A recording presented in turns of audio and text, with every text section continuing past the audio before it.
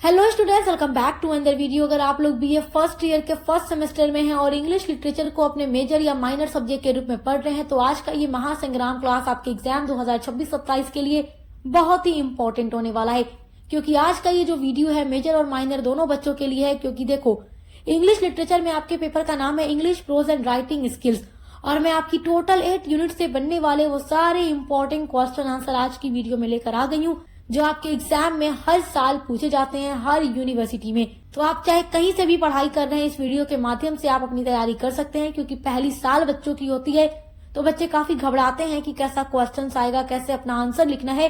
तो इस वीडियो के माध्यम से मैंने आपको सब कुछ बता दिया है कि कैसे क्वेश्चन आपके एग्जाम में आएंगे, कैसे आपको आंसर लिखना है। तो चलिए बिना देर किए वीडियो को स्टार्ट करते हैं।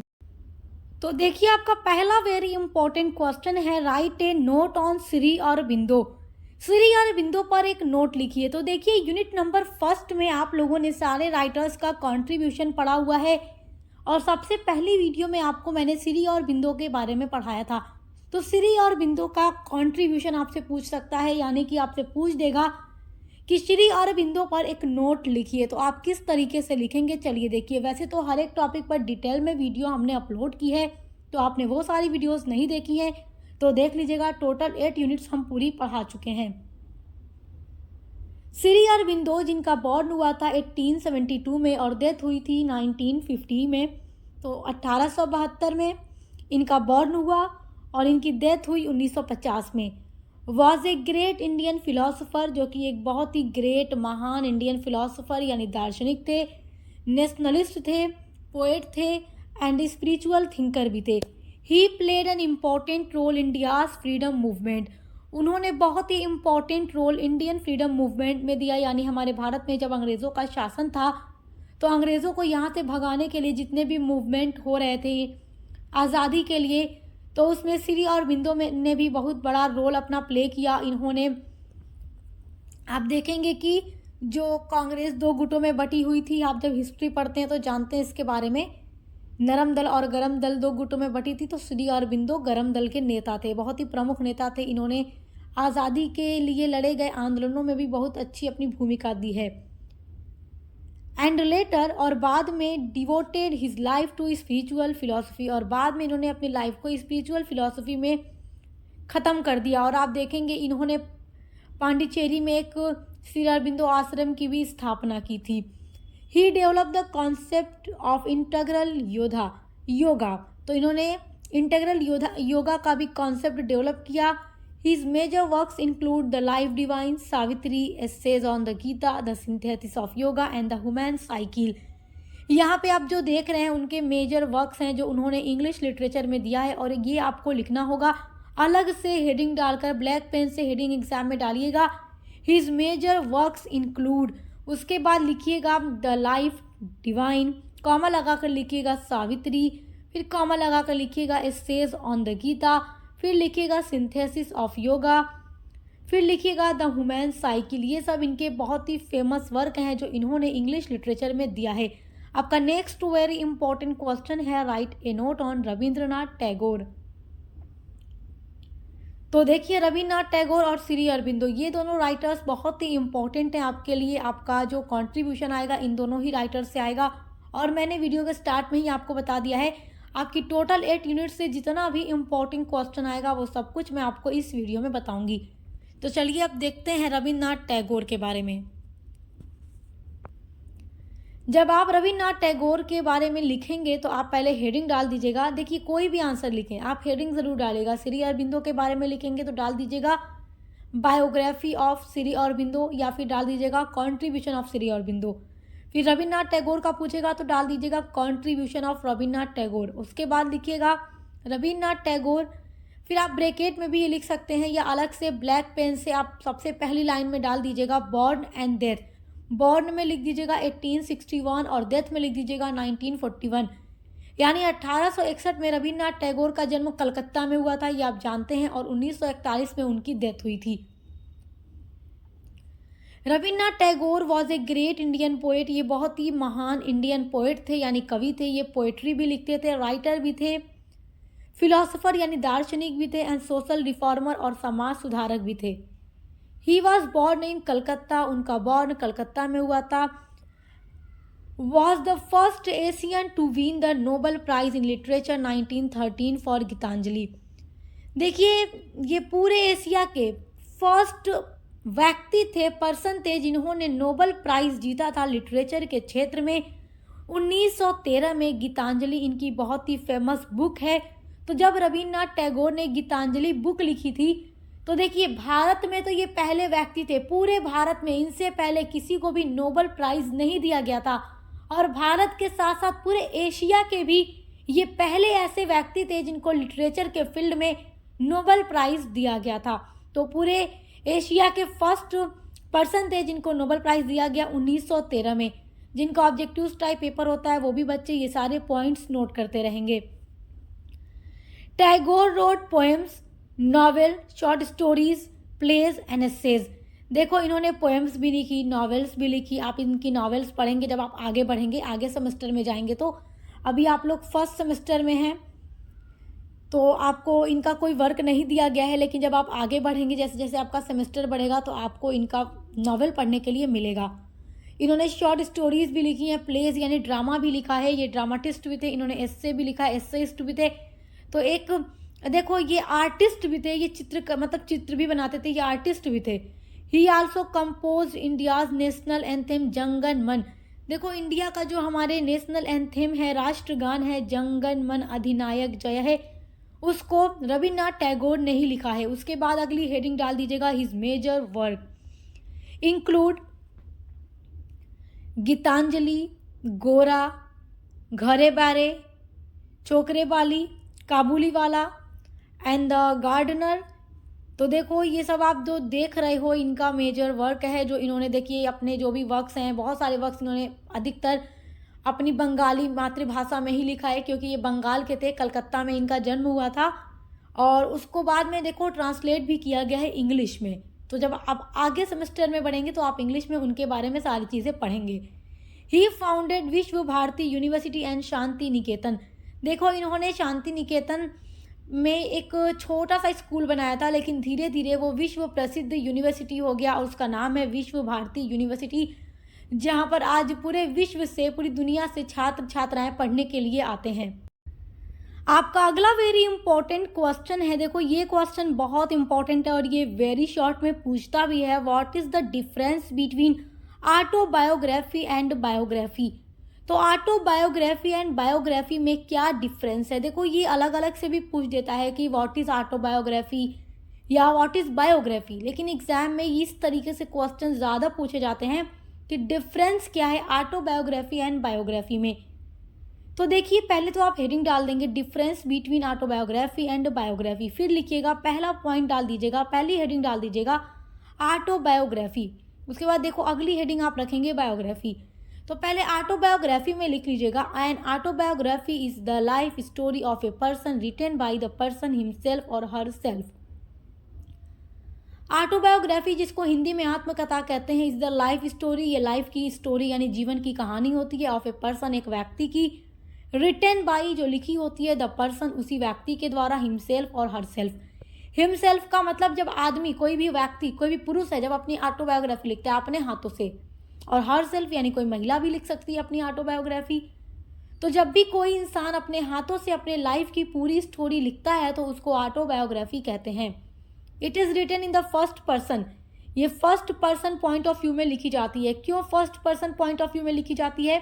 क्योंकि देखो, जो इंसान खुद अपने ही जीवन के बारे में बता रहा है तो first person point of view तो होगा ही।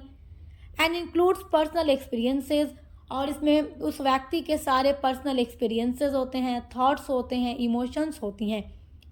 अब जैसे आप ही अपनी ऑटोबायोग्राफी लिखना चाह रहे हैं तो आप अपनी लाइफ में क्या आपको अपने लाइफ में हर एक चीज़ में क्या एक्सपीरियंस मिला, अपनी स्टडी को लेकर के आप लिखेंगे, अपने फेलियर को लेकर, अपनी अचीवमेंट को लेकर, अपने लाइफ में जो कुछ भी आपने फेस किया, जो भी परेशानियां हो, अच्छा दिन हो, जो कुछ भी आपने स्ट्रगल किया, तो हर एक चीज़ के बारे में आप लिखेंगे तो वो आपकी ऑटोबायोग्राफी होगी जो आप अपने ही हाथों से लिख देंगे। इट में be subjective in nature, okay, ये सब्जेक्टिव होती है नेचर यानी प्रकृति में। आप इसका एक बहुत ही अच्छा एग्जाम्पल अपने एग्जाम में लिख सकते हो, the story of my experiments with truth. ये एक ऑटोबायोग्राफी, एक बुक है जिसको लिखा है महात्मा गांधी जी ने। तो महात्मा गांधी जी ने इसको अपने हाथों से लिखा है, यानी खुद ही अपनी ऑटोबायोग्राफी लिखी है, जिसका नाम है the story of my experiments with truth. तो ये एक महात्मा गांधी की ऑटोबायोग्राफी है जो इन्होंने अपनी लाइफ के बारे में खुद ही लिखा है। अब बायोग्राफी आप हेडिंग डालकर लिखेंगे ए biography is a life story. अब देखो जो बायोग्राफी है वो भी सेम टू सेम ऑटोबायोग्राफी की तरह ही लाइफ स्टोरी होती है। इसमें एक्सपीरियंसेस को, फेलियर को, थॉट्स को, इमोशंस को, हर एक चीज़ को इसमें भी लिखा जाता है जैसे ऑटोबायोग्राफी में लिखा जाता है। बस फ़र्क क्या है, बस एक चीज़ का डिफरेंस है लिखने वाले का। देखो, a biography is a life story of a person written by another writer. ये किसी भी एक इंसान के लाइफ की स्टोरी होती है रिटन बाय अनदर राइटर, जो किसी और की द्वारा लिखी जाती है। It is written in the third person, ये third person point of view में लिखी जाती है and is based on facts, जो कि फैक्ट्स पर, रिसर्च पर और हिस्टोरिकल रिकॉर्ड्स पर बेस्ड होती है। इट इज़ मोर ऑब्जेक्टिव, ये मोर ऑब्जेक्टिव होती है। अब देखो, मैंने आपको एक एग्जांपल दिया कि अगर आप अपने लाइफ के बारे में सब कुछ खुद लिखते हैं तो आपकी ऑटोबायोग्राफी है, लेकिन आपके बारे में अगर कोई इंसान और लिख रहा है जो आपको जानता रहा हो, या आपके बारे में रिसर्च करके, या भी जो भी हिस्टोरिकल रिकॉर्ड्स हैं, जो भी चीज़ें हैं उसके बारे में वो जानकारी प्राप्त करके लिख रहा है अगर आपके लाइफ के बारे में, या आपसे पूछ के लिखे, किसी भी तरीके से लिखे, तो वो होगी आपकी लाइफ स्टोरी ही, लेकिन वो किसी और इंसान के हाथों लिखी गई है तो इसलिए उसको नाम दे दिया जाता है बायोग्राफी। तो बस यही डिफरेंस है, ऑटोबायोग्राफी वो इंसान अपनी लाइफ को खुद ही लिखता है, और बायोग्राफी में किसी इंसान की भी जीवनी उसके हाथों के द्वारा नहीं बल्कि किसी और व्यक्ति के द्वारा लिखी जाती है। इसका एक एग्जाम्पल आप अपने एग्जाम में लिख सकते हैं, a life of Mahatma Gandhi written by Louis Fischer. तो लुइस फिशर के द्वारा लिखी गई है महात्मा गांधी की बायोग्राफी। तो ये एक एग्जाम्पल है बायोग्राफी का। और यहाँ पर the story of experiments with truth, ये महात्मा गांधी अपने ही हाथों से लिखते हैं, तो इन्होंने अपने हाथों से ही लिखा था, तो ये एक ऑटोबायोग्राफी है। चलिए अगला क्वेश्चन देखते हैं।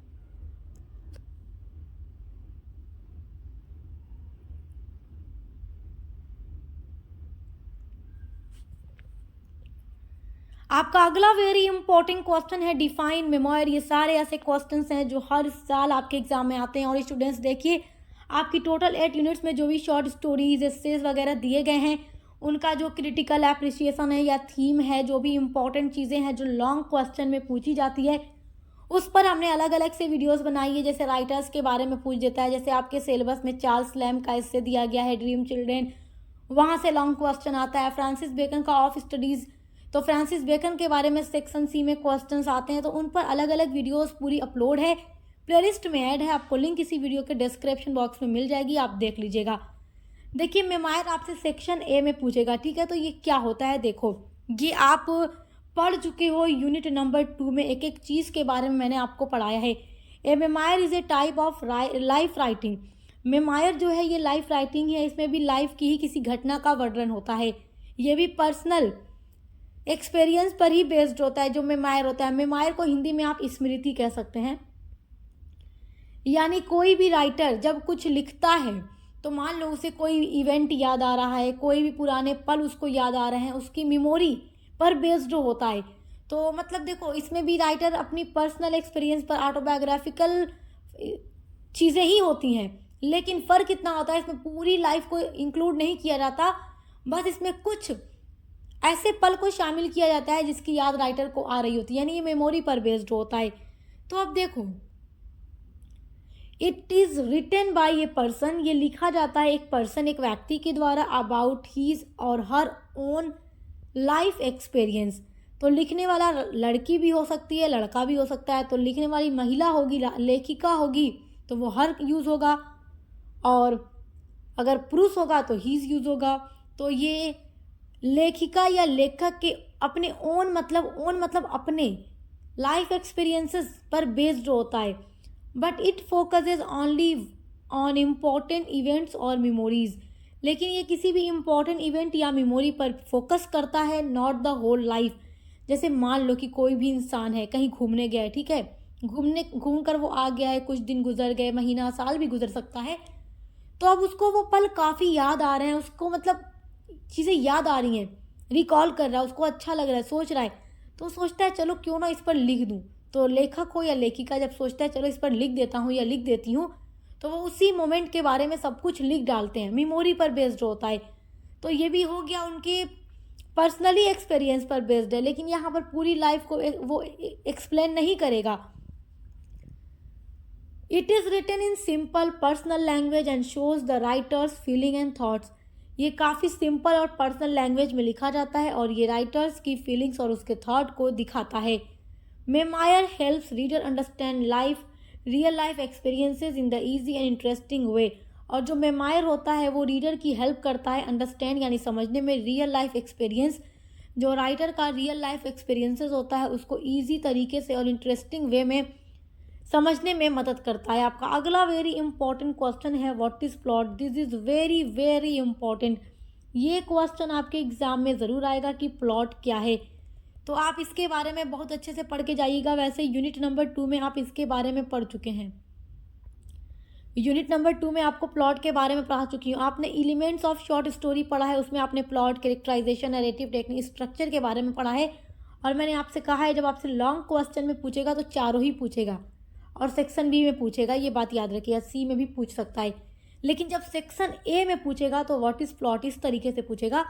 तो आप लिखेंगे plot means the story line of a story, यानी ये किसी भी स्टोरी की स्टोरी लाइन होती है। जैसे स्टोरी यहाँ से शुरू हो रही है तो यहाँ पर ख़त्म हो रही है, तो एकदम सीक्वेंस में जो जो चीज़ें हो रही हैं, ये हो रहा है, फिर ये हो रहा है, ये हो रहा है, ये हो रहा है, तो वही प्लॉट है। एकदम सीक्वेंस में चलना किसी भी कहानी का, ड्रामा का, मूवी का, एकदम स्टार्ट से लेकर एंड तक पहुँचना। उसके बीच में कुछ अच्छा भी होगा, कुछ बुरा भी होगा, कॉन्फ्लिक्ट भी आएगा, लड़ाई झगड़ा भी होगा, बहुत सारी चीज़ें होंगी जिससे कि रीडर को या ऑडियंस को बहुत सारे मैसेजेस मिलते हैं।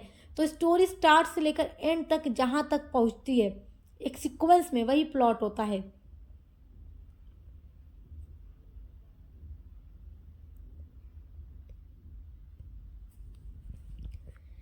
तो आप प्लॉट में लिखेंगे it is the sequence of events. ये सीक्वेंस का मतलब होता है क्रम।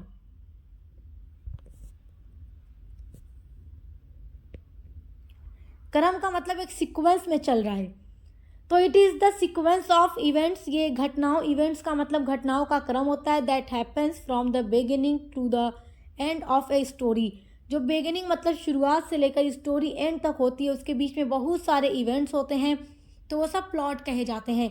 The plot shows what happens, plot दिखाता है, प्लॉट शो करता है, दिखाता है वॉट हैपन्स, क्या होगा, हाउ इट हैपन्स और ये कैसे होगा, एंड वाई इट हैपन्स और ये क्यों होगा। जैसे आप कोई भी कहानी देखते हैं, पढ़ते हैं, सुनते हैं या मूवी देखते हैं, ड्रामा देखते हैं, तो शुरू से लेकर एंड तक कोई भी चीज़ ऐसी नहीं है कि पहले दिख जाए। देखो जैसे आप कोई भी मूवी देखते हो, उसमें मेन हीरो हीरोइन आप देखते हैं, कैरेक्टर्स देखते हैं, तो ऐसा नहीं है कि वो पहले से मिल चुके होते हैं। ऐसे ऐसे आप पढ़ते हैं, एक सीक्वेंस में चीज़ें होती हैं। तो वही सारी चीज़ यहाँ पर है कि एक सीक्वेंस में क्या हो रहा है, क्यों हो रहा है, कैसे हो रहा है, दिखाया जाता है इन ईजी वर्ड्स। और ईजी वर्ड्स में हम कह सकते हैं plot is how the story moves step by step and keeps the reader interested. तो प्लॉट का मतलब होता है कि हाउ, कैसे स्टोरी मूव करेगी, आगे बढ़ेगी step by step, and keeps the reader interested. और रीडर जो भी है, पढ़ने वाला जो भी है कहानी को, उसको कितना मतलब इंटरेस्टेड रखेगी, उसको मतलब रुचि पैदा करेगी कहानी में, उसको कीप रखेगी, उसकी रुचि रखेगी कि आगे क्या होगा, आगे क्या होगा। एकदम सीक्वेंस में चीज़ें होती रहती हैं, तो वही प्लॉट है। आपका अगला वेरी इंपॉर्टेंट क्वेश्चन है व्हाट इज कैरेक्टराइजेशन। तो कैरेक्टराइजेशन के बारे में भी आप पढ़ चुके हैं यूनिट नंबर 2 में। तो कैरेक्टराइजेशन को हिंदी में कहते हैं चरित्र चित्रण। देखो यहाँ लिख रही हूँ, यहाँ पर हिंदी में इसलिए बता देती हूँ ताकि बच्चों को समझने में परेशानी ना हो। बहुत सारे बच्चे समझ नहीं पाते हैं, इंग्लिश तो ले लेते हैं, पहली सार होती है, लेकिन समझ नहीं पाते कि उन्हें किस तरीके से जाकर के अपना आंसर लिखना है। तो देखो आपकी पूरी टेंशन, पूरी घबराहट खत्म हो जाएगी। आप अगर पछता भी रहे होंगे कि इंग्लिश लिटरेचर नहीं लेना चाहिए था, काफ़ी हार्ड है, मुश्किल है, तो success master point YouTube channel को सब्सक्राइब कर लीजिएगा। बीए के 6 सालों तक आपको यहाँ पर हर एक क्लास, अपनी हर एक यूनिट पढ़ने के लिए मिलेगी। Model paper, important question answer, यहाँ पर आप शॉर्ट आंसर्स देख रहे हैं, साथ ही साथ लॉन्ग क्वेश्चन आंसर की भी वीडियोस पूरी आपको मिलती हैं। आपके पूरे सब्जेक्ट की तैयारी इस चैनल पे कराई जाती है। बीए के लिए यूट्यूब पर बेस्ट चैनल है, इसको सब्सक्राइब ज़रूर कीजिएगा। अगर आप कोई ये वीडियो पसंद आई तो सब्सक्राइब ज़रूर कीजिएगा, दोस्तों के साथ भी ज़रूर शेयर कीजिएगा। अब देखो, कैरेक्टराइजेशन का मतलब होता है चरित्र चित्रण। देखो मेरे प्यारे स्टूडेंट्स, आप लोगों ने ये कोई भी मूवी देखी होगी, अगर एग्जाम्पल दे रही हूँ, तो आपने उसमें विलेन भी देखा होगा, मेन हीरो भी देखा होगा। आपको हीरो का कैरेक्टर काफ़ी अच्छा लगता है कि ये एक अच्छा इंसान है, और जो विलेन होता है वो गुंडा होता है, उसको कोई भी पसंद नहीं करता। ठीक है, विलेन को कोई भी पसंद करता है? नहीं पसंद करता। तो अलग अलग कैरेक्टर के माध्यम से राइटर जो अपनी स्टोरी लिखता है ताकि उसके रीडर का इंटरेस्ट बना रहे और स्टोरी को वो समझ सके, तो वही कैरेक्टराइजेशन होता है, यानी कैरेक्टर्स का यूज़ करना, चरित्र चित्रण को बनाना जिससे कि स्टोरी अच्छी लगे। Characterization is the method of a writer uses to create the described characters in a story. Characterization is a method, ये एक मेथड है। ए राइटर यूजेस, जिसका एक राइटर यूज़ करता है, टू क्रिएट यानी बनाने के लिए, डिस्क्राइब और डिस्क्राइब करने के लिए यानी वर्णन करने के लिए, characters in a story, story में कैरेक्टर्स को, यानी हीरो होगा, हीरोइन होगी, विलेन होंगे, उनकी फैमिली होगी, बहुत सारे लोग होंगे, तो उनके माध्यम से स्टोरी को क्रिएट करता है और अच्छे से समझाता है। आगे देखिए, it shows A characters personality, behaviour, thoughts and qualities, helping readers understand who the character is, how they act in the story. तो अब देखिए यहाँ पे क्या कहा जा रहा है कि जो कैरेक्टराइजेशन होता है, इट शोज, ये शोज करता है कैरेक्टर्स पर्सनालिटी, यानी कैरेक्टर की पर्सनालिटी कैसी है, उसका बिहेवियर कैसा है, उसके थॉट्स यानी उसके विचार कैसे हैं, उसके अंदर क्या क्या क्वालिटीज़ हैं। हेल्पिंग, ये हेल्प करता है रीडर्स की अंडरस्टैंड यानी समझने में, who the character is, how they act in the story. ये जो कैरेक्टराइजेशन है वो रीडर की हेल्प करता है। आप जैसे आप कोई भी मूवी देखते हो, तो मूवी को देखने के बाद आप ये एंड में समझ जाते हो ना, एनालाइज कर सकते हो ना कि जो विलेन था वो अच्छा इंसान नहीं है, उसके अंदर जो भी क्वालिटीज़ हैं अच्छी नहीं है, पर्सनालिटी अगर ठीक ठाक भी लगती है लेकिन है तो विलेन ही, काम तो गलत ही कर रहा है, तो आप पसंद नहीं करोगे। लेकिन जो मेन हीरो है आप उसको पसंद करोगे। तो कैरेक्टराइजेशन के थ्रू मेन कैरेक्टर की पर्सनालिटी, बिहेवियर, थॉट्स और क्वालिटीज़ को समझने में रीडर को काफ़ी अच्छे से समझ आता है कि वो स्टोरी के अंदर कैसे एक्ट कर रहे हैं, कैसे काम कर रहे हैं। ठीक है, अगला क्वेश्चन देखिए, define theme. This is very very important question. Theme भी आपके एग्जाम में ज़रूर पूछेगा, तो थीम के बारे में भी अच्छे से समझ लीजिए क्या होता है थीम। तो देखिए थीम के बारे में आप कैसे लिखेंगे, ये क्वेश्चन आपका बहुत ही इम्पोर्टेंट है। चलिए देखिए, theme means the main idea और message of a story. Theme का मतलब है मेन आइडिया और मैसेज ऑफ ए स्टोरी। अब जैसे आप कोई भी स्टोरी पढ़ते हो, पढ़ने के बाद आपको कोई ना कोई आइडिया या मैसेज ज़रूर मिलता है, मोरल लेसन मिलता है। जैसे आप लोगों ने अपने सिलेबस में द लास्ट लीफ पढ़ा, शॉर्ट स्टोरी है ओ हेनरी की। पढ़ने के बाद आपने देखा कि कैसे एक बूढ़ा आदमी जो 60 साल का हो गया है, वो एक जवान लड़की की ज़िंदगी बचाने के लिए एक पेंटिंग बनाता है और अपनी लाइफ को सेक्रीफाइस कर देता है, खुद मर जाता है लेकिन जॉन्सी की लाइफ को सेव कर देता है, बचा देता है। तो आपको एक मोरल लेसन मिलता है, एक मैसेज मिलता है कि कैसे एक इंसान के अंदर ह्यूमैनिटी होती है, सिंपैथी होती है और अपनी लाइफ को वो सेक्रीफाइस कर देता है। लव देखते हैं दो दोस्तों के बीच में, Johnsy and Sue best friend है, और सू जब देखती है जॉन्सी बीमार हो गई है तो उसका साथ नहीं छोड़ती, जबकि उसको हर दिन मोटिवेट करती है कि वो अच्छी हो जाएगी। तो इसमें फ्रेंडशिप दिखाई गई है, केयर दिखाया गया है, सेक्रीफाइस दिखाया गया है, लव दिखाया गया है। तो ये सब इसकी थीम है, तो यही आपको एक मैसेज मिलता है। थीम टेल्स अस, जो थीम है, टेल्स मतलब बताती है, अस यानी हमें, what the story is really about. What the story, ये जो कहानी है, रियली अबाउट किस चीज़ के बारे में है, सच एज लव, कि प्यार के बारे में, सच एज मतलब जैसे कि लव या ऑनेस्टी, फ्रेंडशिप, सेक्रीफाइस और कॉरेज। तो कोई भी स्टोरी आप पढ़ते हैं तो आपको कोई ना कोई मोरल लेसन मिलता है। जैसे आपको ओ हेनरी की short story the last leaf में आपको आप देखते हैं फ्रेंडशिप देखते हैं, सेक्रीफाइस देखते हैं। और द लेमेंट जो एंटोन चेकव की शॉर्ट स्टोरी है, उसमें आपने देखा आयोना जो कि बूढ़ा आदमी है जिसके बेटे की डेथ हो गई, लेकिन भीड़ भरी दुनिया में उसके साथ कोई ऐसा इंसान नहीं है जो उसकी तकलीफ़ को सुन सके, उसके दर्द को सुन सके। तो वो पूरे रास्ते, उसके बेटे की डेथ हुए 7 दिन यानी हफ्ता भर गुजर गया है, लेकिन कोई भी इंसान उसके दर्द को नहीं सुनता। वो हर इंसान से कोशिश करता है किसी को अपना दर्द सुना ले, लेकिन भीड़ भरी दुनिया में हर इंसान उसे इग्नोर करते हैं, नज़रअंदाज करते हैं। तो राइटर हमें ये दिखा रहे हैं यहाँ पर कि हमें किसी के दिल के दर्द को भी सुन लेना चाहिए। हो सकता है किसी का दर्द बांटने से किसी का दिल का बोझ हल्का हो जाए। तो इतनी बड़ी दुनिया में कोई किसी के साथ अगर सिंपैथी नहीं रखेगा, दया नहीं रखेगा, तो फिर कैसे कोई इंसान जी सकता है।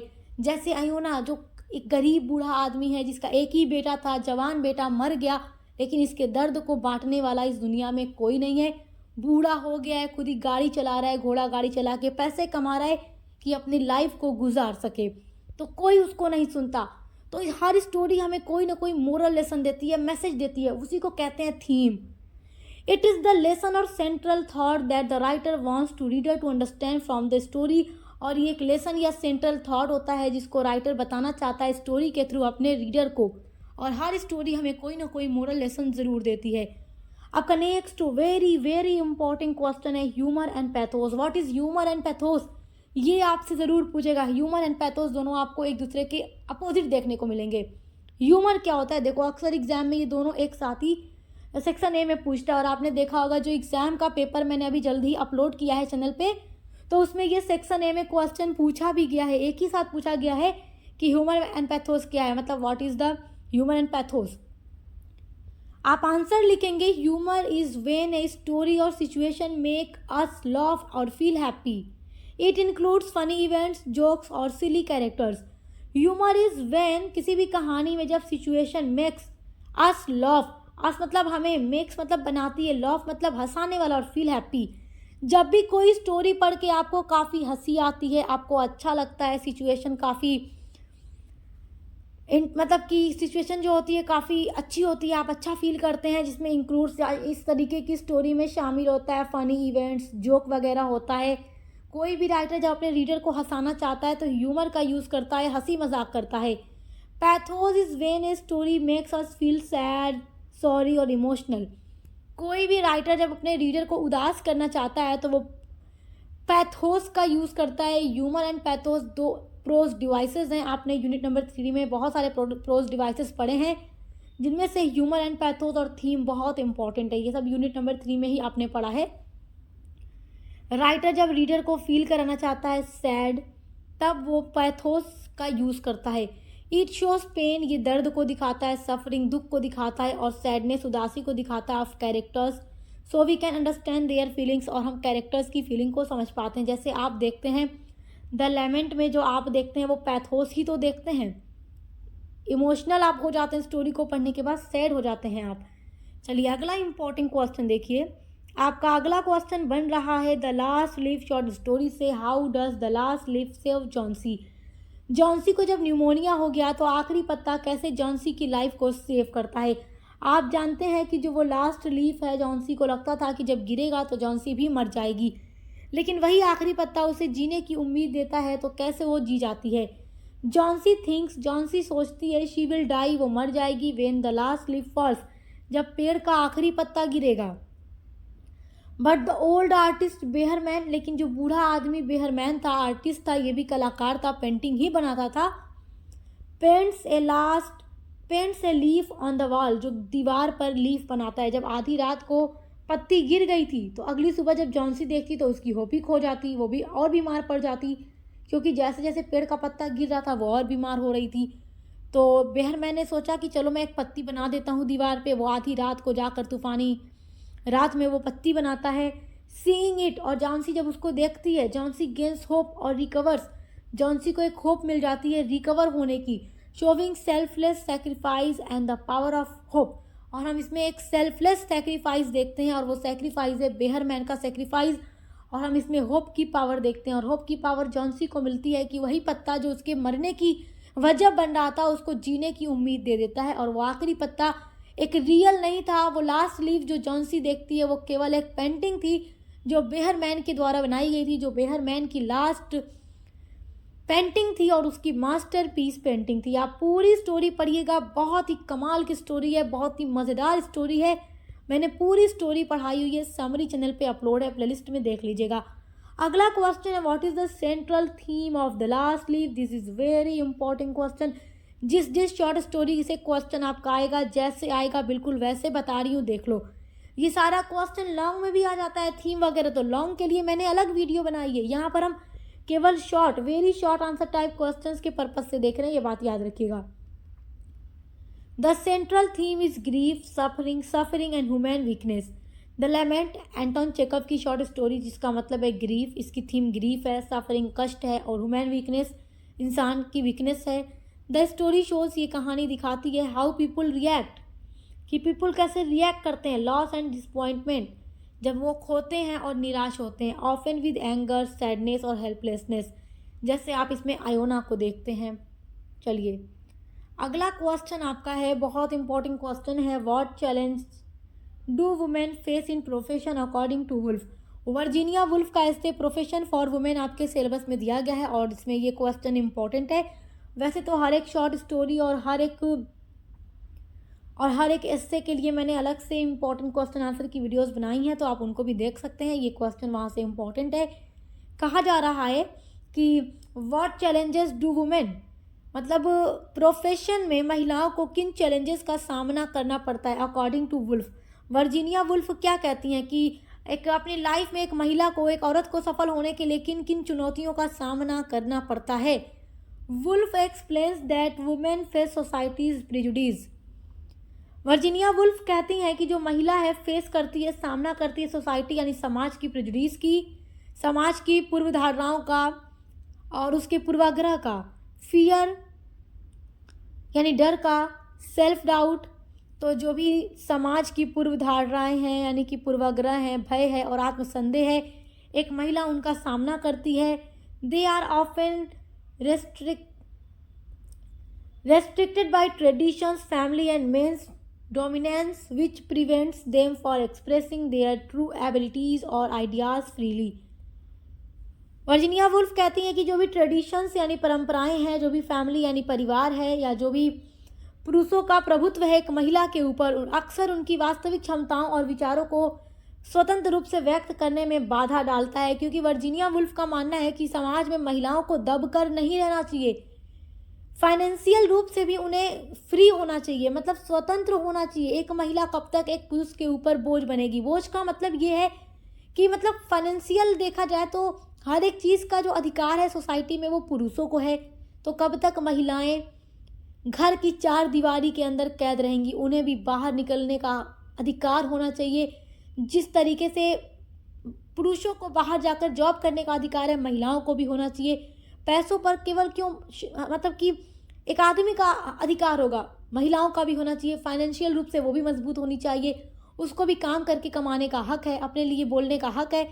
तो इन सब की बात वर्जीनिया वुल्फ अपने इस एस्से में करती हैं कि महिलाओं को भी कुछ करना चाहिए, दबकर नहीं रहना चाहिए। तो ये एस्से भी आप पढ़ लीजिएगा। वर्जीनिया वुल्फ यहाँ पर महिलाओं की बात करती हैं, महिलाओं की आज़ादी की बात करती हैं, फाइनेंशियल रूप से उन्हें उभरने की बात करती हैं। आपका अगला इंपॉर्टेंट क्वेश्चन है, what is main idea of studies. Of studies Francis Bacon का एस्से आपके सिलेबस में दिया गया है। उसका क्वेश्चन ये इंपॉर्टेंट है कि ऑफ स्टडीज जो एस्से आपके सिलेबस में है उसका मेन आइडिया क्या है या मेन थीम क्या है। The main idea is that studies improve our mind, judgment और नॉलेज।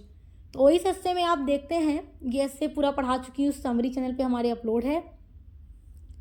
इसमें आप देखते हैं कि फ्रांसिस बेकन कहते हैं कि द मेन आइडिया, जो मेन आइडिया है दैट स्टडीज़ पढ़ाई का इम्प्रूव यानी सुधारती है आवर माइंड हमारे मन को, जजमेंट हमारे जजमेंट को यानी हमारी बुद्धि को, और नॉलेज को। Bacon explains that reading, writing and learning help a person think clearly, speak well and make better decisions. तो फ्रांसिस बेकन एक्सप्लेन करते हैं या बताते हैं अपने इस हिस्से में कि जो रीडिंग है यानी जो पढ़ना लिखना है, रीडिंग एंड राइटिंग, और जो लर्निंग है ये हमारी हेल्प करती है, एक पर्सन की मदद करती है, यानी हर उस इंसान की मदद करती है पढ़ाई लिखाई और सीखना समझना। थिंक क्लियरली, वो एक क्लियर तरीके से, साफ तरीके से सोच सकता है। स्पीक वेल, अच्छे तरीके से बोल सकता है। एंड मेक बेटर डिसीजंस, और एक सही फैसला ले सकता है। तो पढ़ाई लिखाई सीखना समझने से एक इंसान अच्छा फैसला ले सकता है, सही से सोच सकता है, बोल सकता है। अगला वेरी इंपॉर्टेंट क्वेश्चन है, what is the main theme of dream children. Dream children से ये क्वेश्चन आपका बनेगा। हर एक इससे पर अलग से भी वीडियो अपलोड है, आप ज़रूर देखिएगा। The main theme is memory, imagination and sadness. जो ड्रीम चिल्ड्रन का थीम है वो मेमोरी यानी यादें हैं, इमेजिनेशन यानी कल्पना है, सैडनेस यानी उदासी है।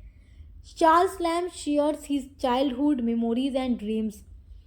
तो चार्ल्स लैम्ब इसमें अपने मेमोरीज़ को शेयर करते हैं, चाइल्डहुड की मेमोरीज़ को, और अपने ड्रीम्स यानी सपने को दिखाते हैं। कैसे सपने में उन्हें दो बच्चे आते हैं, Alice and John, showing his love for family and the sorrow of loss and unfulfilled desire.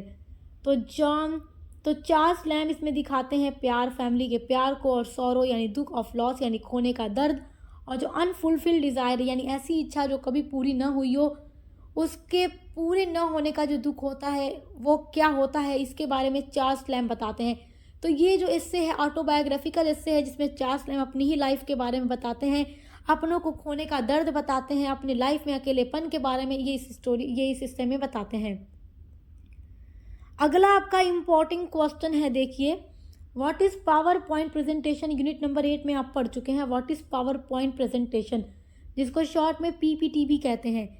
A power point presentation is a way to show information on a computer screen using slides. Power point presentation एक way है, एक तरीका है, shows जो दिखाता है information यानी सूचनाओं को ऑन ए कंप्यूटर स्क्रीन पर। तो ये एक ऐसा तरीका है जिससे कंप्यूटर स्क्रीन पर जानकारी दिखाई जाती है। Each slides can have text, pictures, charts और वीडियोज़। इसके हर स्लाइड में कोई टेक्स्ट हो सकता है, पिक्चर हो सकती है, कोई चार्ट हो सकता है, कोई वीडियोज़ होती है। It is use to explain ideas clearly in schools, colleges, office और मीटिंग्स। देखो, इसका यूज़ आज के टाइम में हर फील्ड में किया जाता है, चाहे वो स्कूल हो, कॉलेज हो, ऑफिस हो या मीटिंग वगैरह हो। आप देखते हैं बड़ी बड़ी ऑफिस में, आप मूवी या सीरियल में देखे होंगे, मीटिंग होती है तो जो मेन बॉस होते हैं उनके सामने एक चार्ट लगा होता है, जिसको वो स्लाइड्स से चेंज कर करके मीटिंग के बारे में सारी बातें, सारी इन्फॉर्मेशन देते हैं। तो वो स्लाइड्स ही होता है, पावर पॉइंट प्रेजेंटेशन होता है। उसमें आप कोई भी टेक्स्ट भी लिख सकते हैं, पिक्चर्स ऐड कर सकते हैं, चार्ट ऐड कर सकते हैं, वीडियोज़ ऐड कर सकते हैं। It is a digital way to tell a story और शेयर इन्फॉर्मेशन विद अदर्स। तो ये एक डिजिटल तरीका है किसी भी स्टोरी को कहने का और किसी भी इंफॉर्मेशन को दूसरों के साथ शेयर करने का। आपका अगला वेरी इंपॉर्टेंट क्वेश्चन है, डिफाइन ब्लॉगिंग। ब्लॉगिंग क्या है, ये भी आप यूनिट नंबर 8 में पढ़ चुके हैं। Blogging is when a person rights and shares their thoughts, stories और इंफॉर्मेशन ऑनलाइन। तो ब्लॉगिंग वो प्रोसेस होता है जिसमें कोई भी पर्सन लिखता है और शेयर करता है देयर थॉट्स, अपने विचारों को, स्टोरीज, अपनी कहानी को, कोई भी इंफॉर्मेशन को ऑनलाइन। तो ये एक ऐसा प्रोसेस है जिसमें कोई भी इंसान अपने विचार, कहानी या जानकारी को इंटरनेट पर लिखता है और शेयर करता है। It can include words, pictures और वीडियोज़। इसमें वर्ड्स भी हो सकते हैं, पिक्चर्स या वीडियोज़ के थ्रू ब्लॉगिंग होती है। Blogging helps people express themselves, teach others और stay connected with readers on the internet.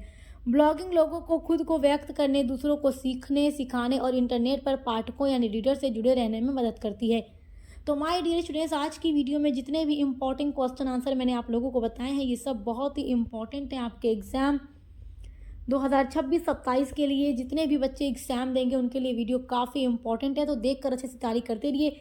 अपने 8 यूनिट्स को पढ़ने के लिए और लॉन्ग क्वेश्चन आंसर को देखने के लिए डिस्क्रिप्शन बॉक्स में दी गई लिंक पर विजिट ज़रूर कीजिएगा। अब मिलते हैं अगली वीडियो के साथ।